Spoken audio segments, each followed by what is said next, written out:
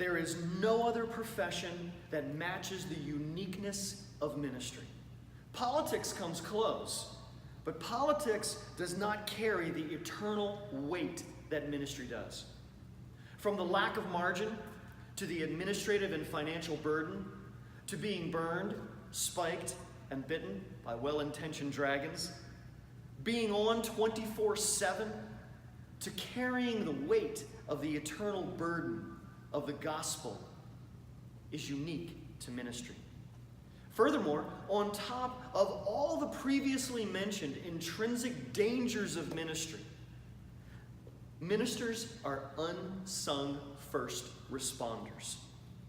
Ministers are the first to be called when someone dies, when there's a physical disaster like a fire or an accident, when there is an emotional trauma like an affair discovered, an unwanted pregnancy, a terminal diagnosis is given, when someone is arrested, when someone loses their job, when a child is found out to be addicted to drugs. It's the minister who is often called as a first responder.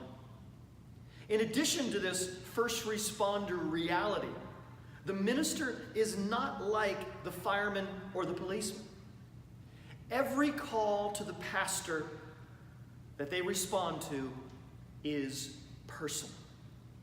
I asked several first responders how they handle the stress of traumatic situations that they're called to. They all responded that they have emotional distance because they have no personal relationship with the victim. Not so with the pastor.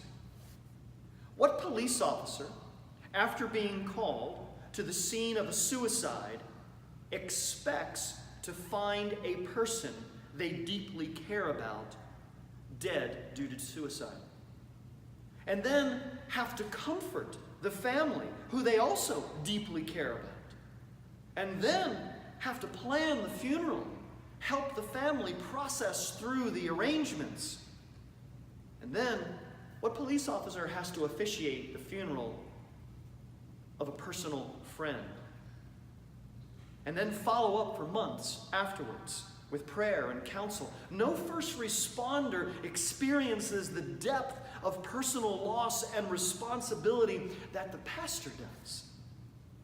And this is what a pastor does time and time again. So in spite of this noble career influencing all of eternity, you and your family as ministers are neck deep in the warfare of what ministry is. Attacks from within, meaning church members, church friends, church staff, other pastors.